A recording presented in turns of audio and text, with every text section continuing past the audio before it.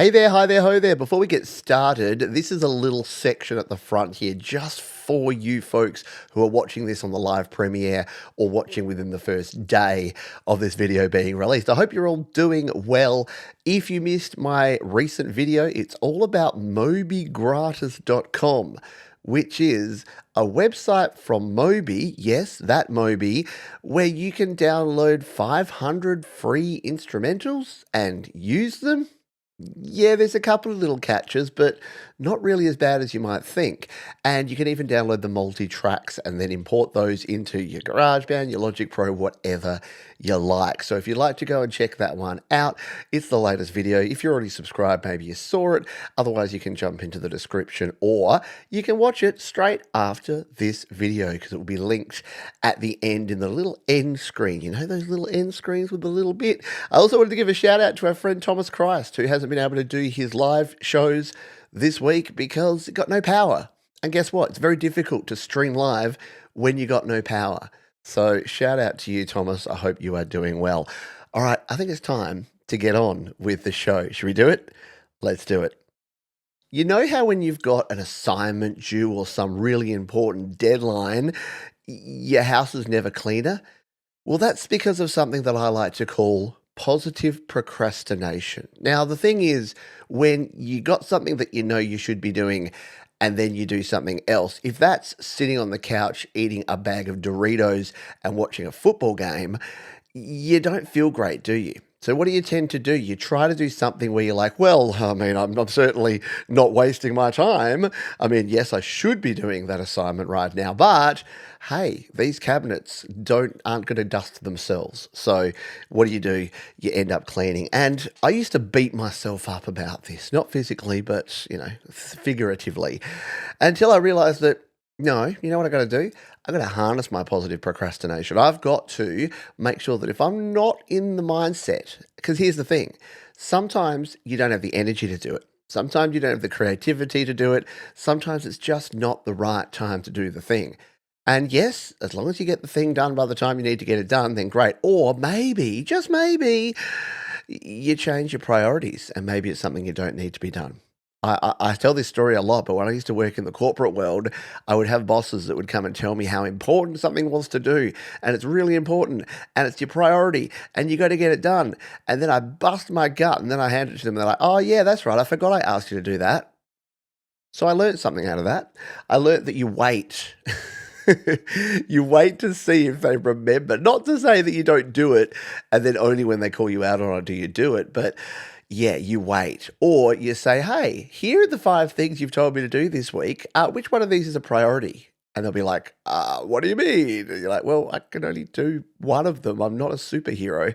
But yeah, so I learned that the hard way by being the corporate guy and by trying to do the right thing and then realizing that I was kind of the sucker and I was doing things that I didn't need to do. So that is what we're going to talk about here. I'm going to break down 10 different types of positive procrastination, why they're actually good, and why you should stop feeling guilty about them. Because guess what? Very few of us are brain surgeons. Very few of us are curing diseases. Very few of us have the sort of deadlines and jobs and assignments and things where the world's going to end. Now, if you've actually got something really important to do and you don't get it done, please don't come and tell me, but John said I should do positive procrastination. No, sometimes there's stuff that's just got to be done, right? Yeah, like helping your kid with their homework or going and meeting with the financial planner so that you don't go bankrupt. All those things are pretty important, yeah. So don't positively procrastinate those. But you know what? If that song that you were going to finish Thursday gets finished on Tuesday and now your house is really clean, that's pretty good. So let's go with number 1, which is cleaning. My goodness. I woke up this morning and I had a video to record and I just couldn't get myself motivated to do it. So what did I do? I mean, I could have just grinned and bared it, but I thought, no, I'm going to completely tidy my studio. So I'm now looking at a spotless desk. It has been spray and wiped within an inch of its life. I even dusted my softbox lights. You would have no idea how much dust collects on the top of those soft boxes. It's like a little dust absorbing fabric up there. And I dusted that and it all came flying down. And then I had to wipe it up and vacuum it up. So it took me about an hour. And after I'd done that, my brain had switched on. So here's the good thing. When you don't have the energy or the brain power, sometimes you can do these sort of things. And it's actually a really good time management strategy. And a lot of us don't think this way. What you need to do is think about when you are at your most productive. And mine is mid morning, right? So early morning, I can do stuff, but I can't switch on my brain. I can't be on my toes. I can't be thinking too much about things. So that's a perfect time for setting up for the day. Maybe doing a little bit of cleaning, maybe doing some reading, maybe doing some research or just some light YouTube video watching or something like that.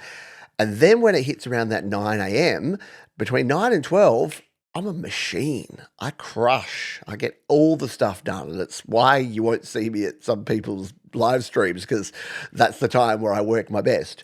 Then I get to around lunchtime and I start to fade. So what do? I usually get something to eat and get outside, which is number two, because cleaning's number one. Number two is get outside, go for a walk, get some exercise, like do something physical. Because if you are trying to do something, and when I used to work in the corporate world, this always amazed me that so many people would be sitting there at their desk eating their sandwich and they would tell me, I don't have time to go outside for a walk. Johns, I'm busy as a beaver. And I'd say, isn't it bee? And they're like, it's both. And I'm like, okay, it's fine. So you can be whatever animal or insect you like. So they would say, no, I'm far too busy to go outside. I've got to eat my lunch on my desk. And then I'd see them working and they just, in the afternoon, they'd like, yeah, they'd go out, they'd get their fourth coffee of the day and they'd sit there and they'd be like, and then they get distracted by something, oh, shiny over there. And they'd sip their coffee and then, oh, Denise came and talked to me. They are just so unfocused. Whereas if they had stopped, gone out for 30 minutes, brisk walk around the block, came back, sat down, refocus, ready to go for the afternoon session. And guess what? That's what I just did now. So I did my block of work this morning. I had my lunch. I got outside. I actually didn't go for a walk today. I went and did some yard work. Of all things. So maybe that's a 2B, is doing some yard work. But getting outside, getting that vitamin A, vitamin D, whatever vitamins the sun and the wind and the rain give you. And obviously that depends on where you are in the world. For my friends in the US and Canada and Europe at certain times of the year, not quite as possible, but at least take a break and get away from it. Get away from the work you're doing and completely switch off and then come back to it. So, and doing something physical really does help. Gets the blood pumping and it frees your mind to be able to refocus and come back and do better. All right, number three. I know we're going off on tangents. This is what we do around here. Number three, file management. What? So if you're a creator, if you're anyone, you've probably got files. Maybe you could call this email management as well, or maybe social media. Maybe go through the messages in your social media and just delete all the ones you don't need, or go through your downloads folder. I almost guarantee you can delete all of them without a problem. There's probably nothing in your download folder that you A, can't re-download, or B, will ever need again. So clean up some of your files, delete your downloads folder. If you're a musician or if you're creating, go into your GarageBand folder or your Logic Pro folder or your Cubase folder or wherever you store your music, and just delete, those ones that are my project, 1, 2, 3, 4, 5, delete them. Have a quick listen to them, and if you don't need it, delete it. It's a real feeling of catharsis, feeling good and feeling like clean and re-engaged when you can look at your inbox and you don't have pages and pages of unread messages, or you can look at your music folders and see that they're all nicely organized and arranged. And it's the sort of thing that doesn't take much time. So that's the sort of thing that I often do at the end of a day. So I talked about sort of the energy cycle, and yours will vary. Some people are really good at the end of the day. Some people do their best work at night. Some people are 2 a.m. and they're absolutely on fire at 2 in the morning. That ain't me. By the end of the day, my brain is toast and I'm ready to just put my feet up and watch an episode of Ted Lasso and have a glass of wine, or whatever you choose to do. So not encouraging you to do bad things, but Ted Lasso is a great show. Rewatching it now for the third time. So file management is cool. Number 4, let's talk about something else. Email someone, message someone, send a text message, send a Facebook message, reach out to someone. And you might be thinking, Hang on, Johns. Isn't this going to create more work for me? You're telling me that I've got something due and I'm going to procrastinate positively by reaching out to someone? Yes, I am saying that. Because sometimes you get stuck in your own head, and I'm not saying, hassle them and say, I got this project due and I don't know how I'm going to finish it.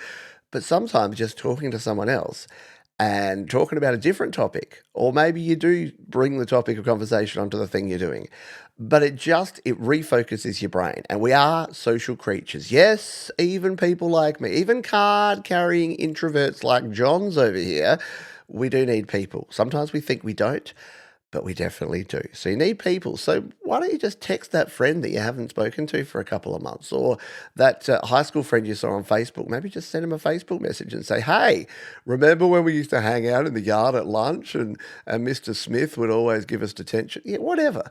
Just reach out to someone and say g'day. I did it recently. There's a wonderful member of this community, and I was having dinner with my folks, and they said, "Hey, we haven't seen Chris on the happy hour for a while." And I'm like, "You're right, we haven't." And the next time that I was sitting there with a little bit of time and without the brain capacity to, write a song or do a video or do something, I'm like, I'm going to email Chris. Just say g'day. Just say what's up. So I emailed Chris and said, hey, Chris, just noticed you hadn't been around the channel. No problem. Stuff happens. Life gets in the way, but just wanted to check in and say g'day. And then Chris replied to me and we had a chat over email, and it was delightful. It was reconnecting with someone and just taking that opportunity. And I can't think of many better ways to positively procrastinate than to reach out to someone, especially if it's someone you haven't spoken to in a while. Maybe you've lost touch with them. Reconvening and reigniting those sort of things can be good, because there's people in our lives that come and go, and it's a circle of life that you'll leave your school friends and your university friends and your college friends and then your work friends, and then you've got your school kid friends. You go through it all again with your kids, because then they have school friends, and then the parents of the kids' friends are your friends. Yeah, and just different cycles, different times in your life. You'll have different people, but it doesn't mean that when you've got some downtime, you can't positively procrastinate by reaching out to someone. Number 5, you're going to like this one. You know what you can do to positively procrastinate? Oh my goodness. I'm going to say positively procrastinate so many times, it's going to lose all meaning. Procrastinate. What a great word. And listen to some music. Yeah, chuck your headphones on. Get some vibes, man. Like just listen to music. And look, it could be your favorite music. It could be a radio station or a playlist. It could be music from this community, from the cool folks that hang around here. Maybe you want to listen to a Your Music Live. Just chuck an old episode of Your Music Live on and listen. Oh yeah, I forgot about it. Oh yeah, I remember that. Matt Anderson, he's a good artist. Do something like that. Or, yeah, just ask a friend. Do double duties. Email your friend and say, hey, haven't caught up for a while. I want to try and find some new bands and artists to listen to. Who are you listening to right now? That could be a good conversation starter for that person that you want to reach out to that maybe you're nervous about because you haven't spoken to them in ages. Maybe just say that. Just say, hey, I'm doing this weird thing. John said I should positively procrastinate. No, maybe don't say that. But just say, hey, I was keen to reach out to you. And I'm also trying to expand my musical repertoire. I remember in high school, you were into some wacky bands. Like, who should I listen to? And they're like, oh, you should definitely listen to Cranctus and Rebel of Rubberdim. And you're like, how do you spell that? They're like, it's a silent Q. And you're like, cool, I got it. And then you add them to your YouTube music playlist and you're off to the races. So listening to music, and look, it's not only great for just the relaxation side, but you might get some ideas. You might be like, I really like the bass sound in this Rage Against the Machine tune. I wonder how they did. Oh, it's octaves. It's always octaves. And then you can add that and use that in your next song. So yeah, think about listening to some tunes if you want to positively procrastinate. Related to that, if you are a musician in particular, because if you're not, it might be a little bit tricky, but play some cover songs. Yeah. When you'll excuse me a moment, because I'm going to reach over. This is great if you're just listening to it. I've always got my guitar within an arm reach because it's just so cool to be able to pick up your guitar. And I've got a list now because I do a show called The Happy Hour every week, which you'd know if you're a subscriber. And if you're not, subscribe, hang out. We have fun. We play tunes. Because I do a happy hour show every week, I've got a repertoire of over 1,000 songs now that I can play acoustically. And depending on the mood that I'm in, I'll play a different song. and just being able to sort of kick back and play some tunes.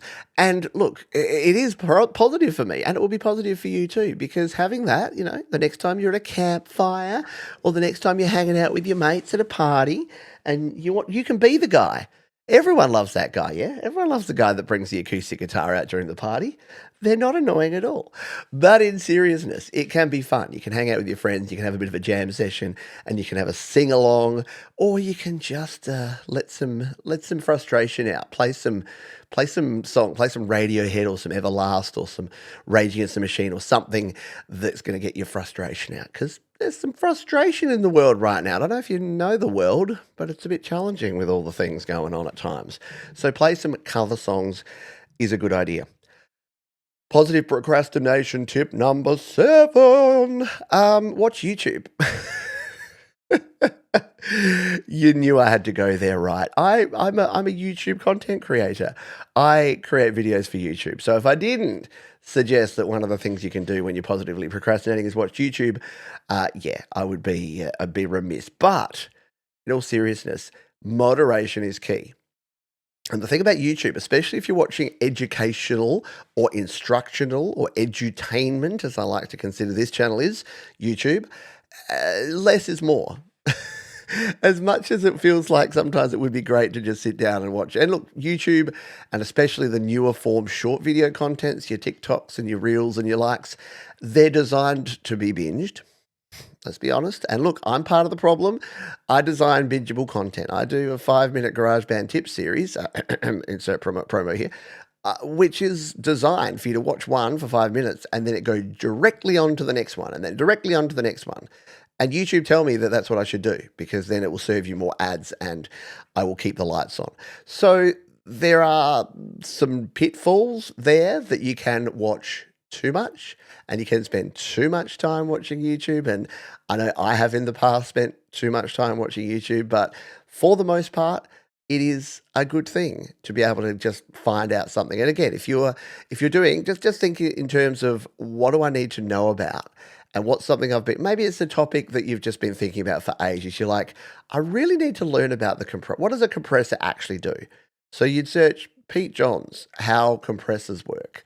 You'd have to put the Pete Johns bit, but you can because it'll be there and you can learn all about attack and release and knees and thresholds and all of the different settings that most of us don't understand because we just turn the dial up till it sounds good. Yeah. So watching YouTube can be good, but like most things, do it in moderation. We had 2 problems there. The dog needed out, and when Basil needs out, you better take him out. Otherwise, I'll be the one mopping the floor. And then my mixer decided to crash. So timing all around. So we'll jump back in here and finish off with the final 3 topics. And number, in fact, you could make pets 7B, right? Yeah, go hug your cat or pat your dog or feed your guinea pig or do something because it's cool. It's cathartic to hang out with animals. And did you know that we say pat a dog and you say pet a dog? There you go. Facts. We say hospital and you say the hospital. I'm going to hospital. I'm going to the hospital. It's just the way we go. When you write to someone, you say I'm going to write them. We say I'm going to write to them. It's not right or wrong. See what I did there? It's not right to or wrong to. Should we get back on track? See, this is why I should never pause. So don't have dogs, and hopefully my mixer is going to continue working. So number 8, people watching. Yes, go out and sit in the bushes and creepily watch people. No, don't do that. Go to a cafe, buy yourself a cafe latte. I could use one of them right now, actually, and kick back and just see what people are doing. And just watch what goes on, watch what's happening, what's going by. So you can watch the people with their doggos. You can see them pet them or pat them. You can see people with babies and prams and pushing along. The barista, I'm like, oh, that's interesting. You can listen to what people order. Wow, a vanilla caramel choco mocha latte with a twist of lime. I'm going to have to try that one. And you can watch people like delivering packages. I know, sounds thrilling, doesn't it? Yeah, you can. It could actually connect you into other things because you could be like, look at that person. Look at that Amazon delivery driver. Why don't they ring the doorbell? They just dropped that package, took a photo of it and left. Why don't they ring doorbells anymore? And then you're like, oh, I should play a cover song. Speaking of covers, maybe I should play Doorbell by the White Stripes, or at least add it to my music listening playlist. And then you're like, oh, I used to know a bloke called Derek who worked for Amazon and he did that last mile delivery stuff. Maybe I'll email Derek. Can you see how this thing comes along? It all comes together, doesn't it? So you email Derek and you're like, Derek, I wanted to know why delivery drivers don't ring the doorbells. Can you tell I've got a bit of a pet peeve on this at the moment? Yeah, mate. And then maybe you go back and you write a song about it. So this could actually help the initial thing you're procrastinating. Let's say you're trying to write a song, you're trying to write something really unique. You could write a song called Derek, the Doorbell Ditcher. And it could be like, Derek, he delivers things in a truck. Derek, you really don't give a second thought to people who want to get their packages. The porch pirate's gonna come. Derek, you bum. And then poor Derek's like, what? Did you just write a song about me? That wasn't even me. It was just the thing you made up in your head. In fact, I'm fictional. I don't even exist. I don't know what you're talking about. Again, you can see where these things go. Yes, they can lead towards your own imaginary world where there's people called Derek that deliver packages. But you see what I mean? Even the thought, the imaginary thought in my head of being in a cafe and watching people, doing a little people watching, a little non-creepy people watching, has already helped my creative juices flow. And I think I seriously need to write a song about why people. I also want to write a song about why kids walk around talking on their phones like this. Oh, yeah, hi. Oh, yeah, I'll be there in 10 minutes. Not on speakerphone, but they think that they have to talk into that bit and then do that. I don't think they realize that you can just hold your phone to your ear and you can both hear and speak at the same time. It's not like a CB radio. Over. Wow, I think I need to get outside and yell at some clouds. It's that kind of vibe here. What about number 9? Let's move on. Reading. Yeah, why don't you get out there and read? And reading, a lot of people say, oh, well, Johns, if you're reading, it must be nonfiction. Because if you're reading fiction, that's not engaging your brain. You're not learning anything new. Fiction is a waste of time. And to them, I say, no. Fiction is not a waste of time. So yes, nonfiction is great. I read a lot of nonfiction. I love reading biographies of people. I like reading how-to books. I dabble in a little bit of the self-help stuff, but you do need to take that stuff with a grain, a pincher, a shaker, a mountain, a sea of salt, because, yeah, a lot of books are like, here's the rules to live your life by. And my response to that is always read it and extract from it what you think will work for you. Because no one person has all the answers. It is better for it to be a smorgasbord or a buffet of ideas, and you just walk along picking and choosing from what you like. But that's a topic for another day. Reading, and I listen to audiobooks. I'm an auditory learner, and I'm an audio guy. I loves my audio. And my children say to me, they say, Dad, audiobooks isn't reading. You're not really reading. And I'm like, child, I'm an adult. I know how to read.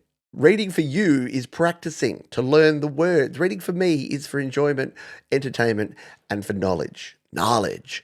So they still tease me a bit about my audiobooks. But the thing is, audiobooks are cool because you get not only the information, and yes, you could argue that maybe you don't use as much of your brain and your imagination and whatnot, but I love the performances. So what can you get from reading? You can learn a lot. You can learn about how authors structure things. You can learn about how they communicate their ideas. You can learn about how they actually create stories. Because if you're a musician, especially if you're creating songs, you're a storyteller. You're conveying, you're communicating information in the form of a song. And if you're reading a book, it's very, very similar. Fictional writing and writing a story, a fictional story, is very similar to most songs. And again, songs can have non-fictional elements as well, like my Doorbell Derek song. But then they can also have fiction as well. So reading is really good. And I love audiobooks and I love the narrators because I get to not only get the content, but hear the performance of the narrator. So Will Wheaton is my favorite narrator. He narrated the book Ready Player One, which is and probably always will be my favorite book of all time. Ready Player Two was fine. It was fine. Ernest Cline, it was fine. But yeah, it was really hard to follow up because the first book was so good. But I loved Will Wheaton's performance. And some people say Will Wheaton is like the Jack Black of audiobooks. He hams it up too much. He's like a cartoon character. He goes over the top. But I kind of think you need that sometimes. And I think in the sort of books he narrates, it works really well. So I happen to really enjoy it. And I also really enjoyed Stephen Fry. When I first read the Harry Potter books from the author who shall remain nameless, it's really funny, isn't it? That it was the other guy, the Voldemort, that was like, he who shall not be named. And now those of us in certain communities are like, she who shall not be named. So before I stopped reading anything to do with Harry Potter, I read the Stephen Fry, or I listened to the audiobooks, and Stephen Fry is a fabulous narrator. Very slow, takes twice as long to say the words as, say, you or I would, but really engaging and really interesting. And so then I looked at other things that Stephen Fry had narrated, and he narrated his own biographies, except, again, because he writes so many words and he is so verbose and so prolific with his writing, I don't think he's even finished his memoirs. I've read about 4 books worth, and I think we get about 4 years of his life in every book. So it's taking a while. And he actually narrated, I think it was The Count of Monte Cristo. You have to look it up if to be sure. But I think it was in the vicinity of 60 hours. Yeah, I think so. So, yeah, and it made me think of, when you used to get those books on tape and you go to the library and you get those folders. This is very old school. And it was replaced by CDs eventually, and then now it's just all digital.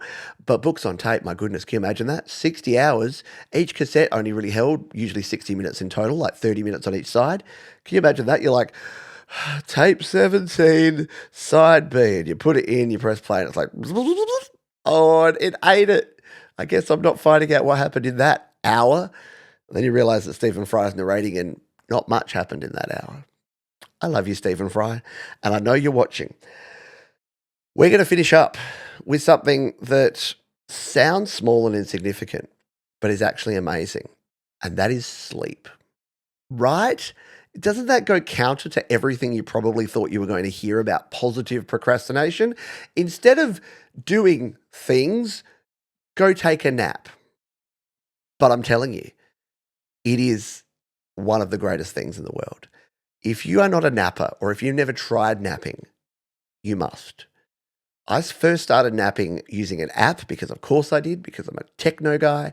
There was an app called Paziz, and old mate Leo Laporte from This Week in Tech, it was one of their sponsors like 15 years ago, I want to say. It was a long time ago.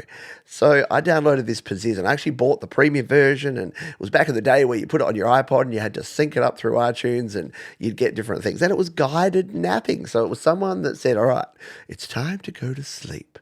And because I used to struggle, I used to get very stressed and very anxious. Still do. It's under control. It's fine. We're good.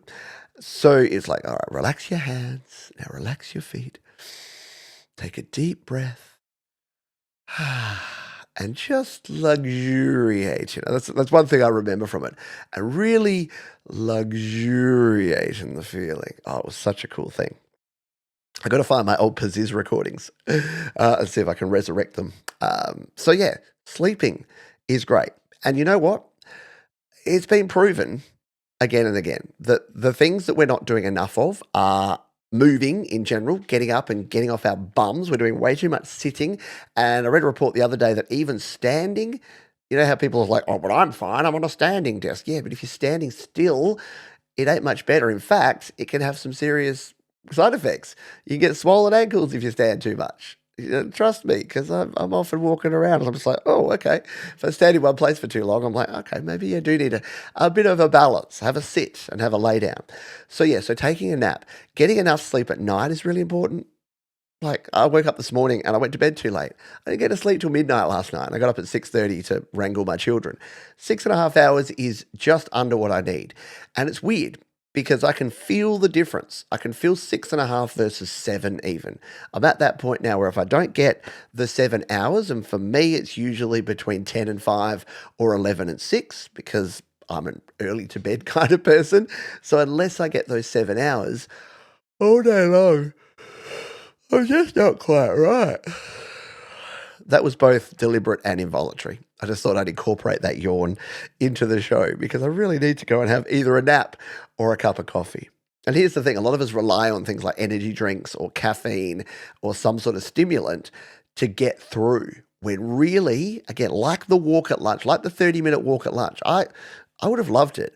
At one point, I was trying to convince my workplace to get a siesta room where people they had these in some workplaces. In fact, in our office in Melbourne for the same company, they had a prayer room, which is super progressive for them 10 years ago, very cool. And they also had a what do they call it? Like a meditation room where you could just go and curl up in a beanbag and just relax and be mindfulness, all that woke DEI stuff that everyone thinks is terrible now is not terrible. It's actually fantastic for you, for your own mental health, for your stability, for your temperament, for your mindset, for everything.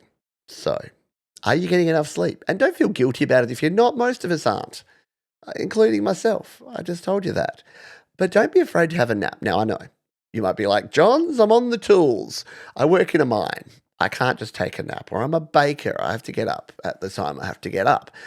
But you'll have times where you can actually take a break and where you can just lay down, switch off, or if you're like me, you have to have noise, put on a podcast or a Simpsons episode or something that you don't have to focus on, something you've heard before. That's the key thing. I don't care. I mean, it's not perfect. Sleep therapist folks will say you shouldn't have anything. You shouldn't be listening to noise, or if you are, it should be like meditative, calming music and sounds.